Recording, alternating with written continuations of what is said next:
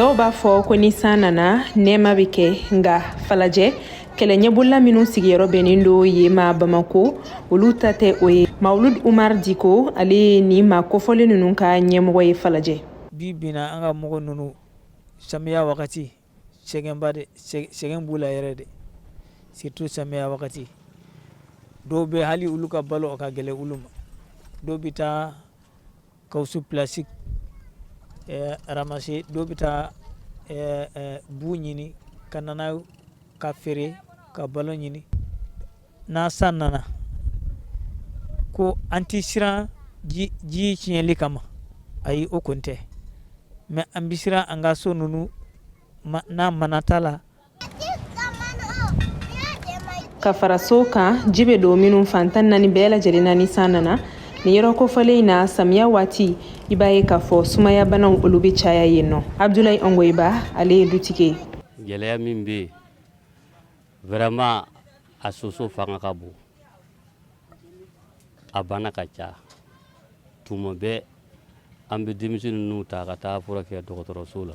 Ni samiya in kɔnɔna na ne ka musomani 3 o bɛɛ taara sɔrɔmu don soso fɛ. O taara o ko foyi tɛ soso kɔ. Hali ni o don dɔrɔn a bɔra dɔgɔtɔrɔso la. Tuma dɔ la an bɛ sanke sɔrɔ, tuma dɔ la an tɛ sanke sɔrɔ. A gɛlɛya bɛ an kan vraiment. Samiya kɔlɔlɔw ka olu fara fantanyabaw kan, fɛn min ye musolakaw ye i b'a ye k'a fɔ olu de bɛ sɛgɛn kosɛbɛ ni yɔrɔ kofɔlen na. Ni gwatigimuso ninnu ka yeta la waliya ninnu sababuya bɛ tali kɛ jinɔgɔw sigili la u ka kan kɔnɔna na ale ni saniya matarafabaliyaw. Ban kan yɔrɔ in fana saniyalen tɛ kosɛbɛ, a n'a ɲɛgɛn yɔrɔ n'a fɛn bɛɛ a kɔni degun b'an kan kɔni. Ne denw kelen muru de tun b'a la, o yɛrɛ ye sanji de, denmisɛnninw bɛ tulonkɛ yɔrɔ nɔgɔlen ninnu na sumaya in na, kelen kɔni fari man da la. I n'a fɔ Fatumata u ka ca musolakaw la minnu yɛrɛ bɛ nin gɛlɛya ninnu kofɔ. Maimuna Kulibali ale fana bɛ ɲɛfɔli k'an ye a taw la.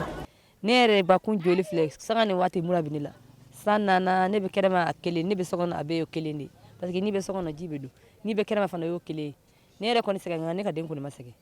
Ne yɛrɛ ko kuma bɛɛ kunkolodimi ni mura bɛ ne la ka sababu kɛ ji ko nin ye, yɔrɔ ɲuman tɛ ne bolo. An fana filɛ cogo min na dumuni ko gɛlɛya ani ɲɛgɛn ko sisan lakana ka yɔrɔ ɲuman a bɛ n'a fɔ dɔgɔtɔrɔso ninnu. Ka fara kɛlɛ ɲɛbɔlaw kan, jamana marabagaw y'a jira k'a fɔ ko u kɛlen do ka wulikajɔw sabati i n'a fɔ ladalakolaw b'a kɛ cogo min na walasa ka se ka maliden bɛɛ lajɛlen lafiya. I kɛra maliden sugu o sugu ye wa i bɔra fan o fan. Mairie b'u la sɔrɔ mairie ka partenaire de nɔfɛ. O partenaire ninnu o b'a fɔ ONG minnu bɛ na, baɲumankɛ tɔn minnu bɛ na an fɛ yan. Donc olu bɛ fɛ ka gɛrɛ déplacer ninnu na. Bon généralement n'u bɛ gɛrɛ u la f'u ka sira sɔrɔ n'u bɛ don sira min fɛ. O sira ninnu o ye sira teliman ye mairie ye. Donc u bɛ tɛmɛ an fɛ pour que ka se k'u lasɔrɔ.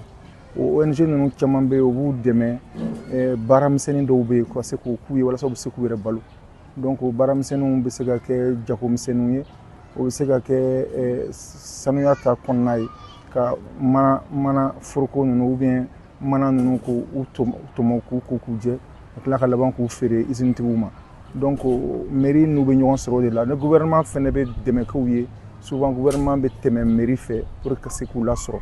Hakilina jiginna ni kɛlɛ ɲɛbɔla ninnu sigiyɔrɔ bɛnnen do Bamako falajɛ yɔrɔ min ma, fɛn min ye banbaganciya wale ye o kɛra yen nɔ de a tɛ tile damadɔ bɔ min yɛrɛ kɛra wulikajɔ caman ye a yɔrɔ kofɔlen na. Ka tɛmɛ ni o waleya ninnu ye, fɛn min ye nin kɛlɛ ɲɛbɔla ninnu ye olu bɛ wele bila baɲumankɛtɔnw ma, jamana marabagaw fo ka taa se maa ŋaniya ɲumantigi wɛrɛw ma u ka se k'u dɛmɛ ka nin samiya in latɛmɛ ale ni ka u lakana. Seinabu Cero, VOA Bambara tɔgɔ la ka bɔ Bamako.